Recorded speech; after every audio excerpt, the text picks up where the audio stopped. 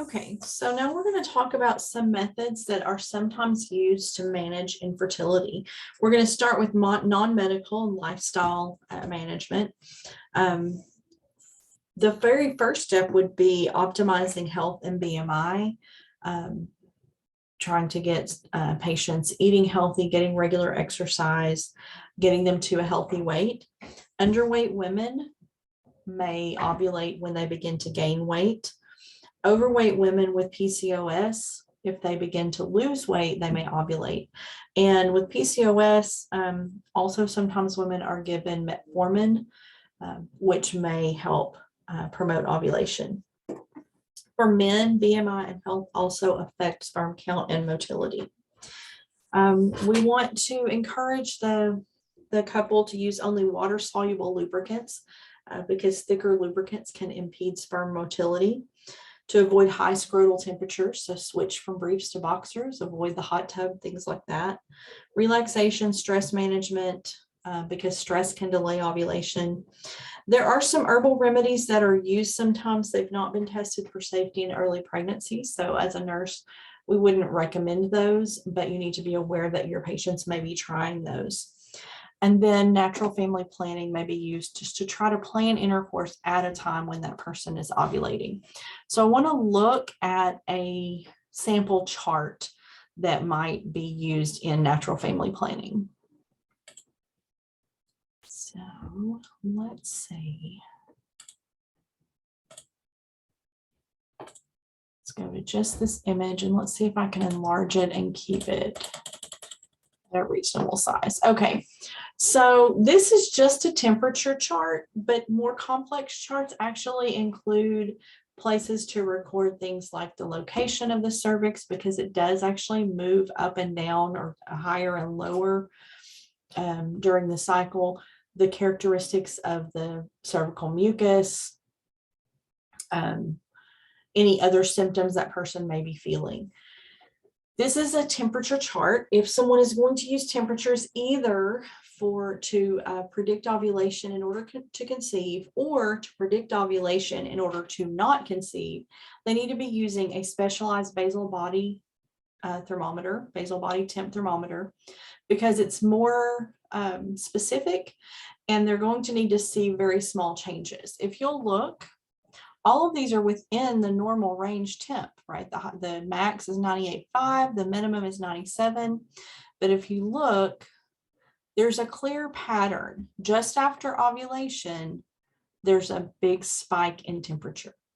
So we couldn't necessarily use just temperature to predict ovulation. We could use temperature in combination with other things. So if this person were also monitoring your cervical mucus, it becomes thin and slippery just a couple of days before ovulation. And so they could choose to have intercourse when that happened. And then once the temperature goes up, they would know that they've already ovulated. So about 24 hours past that point, the ovum has either been fertilized or is not viable anymore. And then when we get over here, there's a rapid drop in temp just before menstruation starts. So this is what a temperature chart looks like. You're also going to see, and let's actually see if I can find a couple of others. Okay, I found another chart that actually has a little more detail on it. So let's look at it. It also shows things like, it's hard to read, the characteristics of the mucus. They've marked that they have some very thin mucus. So there, you look at the whole picture, they can pinpoint ovulation. And if you look, these days are the most fertile days. Okay, this time leading up to ovulation. Okay, so what if those things don't work? So people who are concerned that they're nearing the end of their reproductive years may not want to take a lot of time on less invasive interventions because they're afraid of running out of time. But these are things that may be tried first. The next step is medical treatment. And there are medications that treat ovulatory problems. There are meds that just stimulate ovulation. Clomiphene is a med that stimulates ovulation. Clomiphene and metformin may be given to women with PCOS, especially if they also have insulin resistance, because that gives them a greater chance of ovulation. Human menopausal gonadotropin and follicle stimulating hormone may be given to stimulate follicle formation. HCG, human chorionic gonadotropin, may be used to induce ovulation when the follicles are ripe. GnRH may be used to trigger, remember, the follicle stimulating hormone and the luteinizing hormone when they're trying to get everything all lined up. Progesterone may be given for luteal phase defect. So remember, in the luteal phase should be 14 days. So what if they ovulate here at day 14? They should have 14 days for that ovum to get fertilized to the uterus implanted. What if their luteal phase is only 10 days? By the time the ovum is ready for implantation, the endometrial lining may be gone. That's called a luteal phase defect, and it's sometimes treated with progesterone, because remember that progesterone maintains that thick, velvety endometrial lining. Prolactin is a breastfeeding related or milk production related hormone, and it actually suppresses ovulation. So there's a med that we can give to counteract that.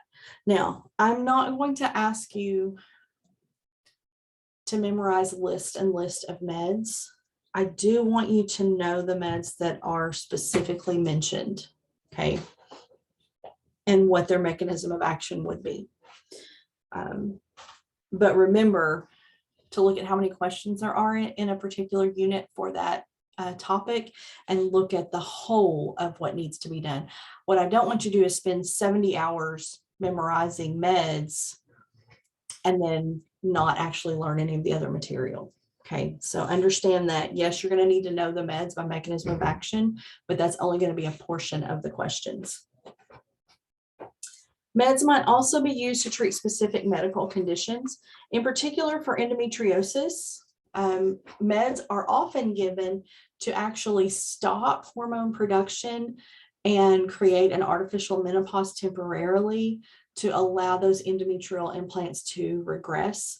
And then as soon as some relief has been found, or has been achieved, the meds are stopped, fertility may be improved.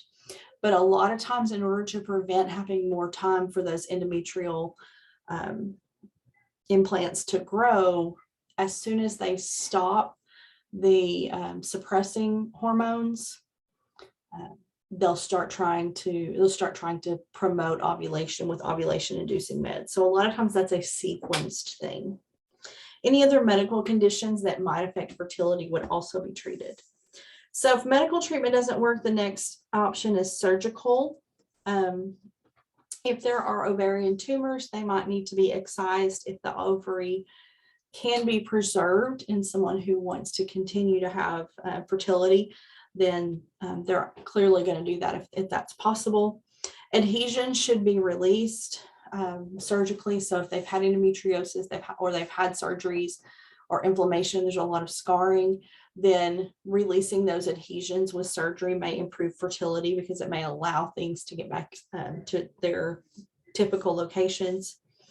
Remember I talked about hysterosalpingography, where they inject the dye, they go through the cervix and then inject the dye to see if the uterus is patent, and then to see if the fallopian tubes are patent. Sometimes the force of that dye injection actually will clear obstructions in the fallopian tube and improve fertility. If a tube has been damaged, they may attempt to repair it. If the uterus has anomalies, they may attempt to reconstruct that. If there are tumors or fibroids that are interfering with fertility, obviously this is going to be benign tumors, then they may be removed. After uterine surgery, C-section may be required because of the risk of uterine rupture. If there's chronic inflammation, then it may be removed. If there's, now we're going to talk about men. If a man has a variocele, which is a varicose vein in the scrotum that keeps the scrotum too warm to produce enough sperm, that may be corrected. That tends to improve sperm count. We don't know if it really improves the chances of conception. And then if someone has had a tubal ligation or a vasectomy, they can go back and surgically reanastomose those. Those surgeries are not always effective. Tubal and vasectomy are considered permanent forms of birth control, and patients that are being consented for them need to understand that even though reanastomosis or putting the ends back together is possible, it does have a lower chance of success than just not doing that in the first place. Okay, that's the end of that section, and we're going to come back and talk about assisted reproductive technologies.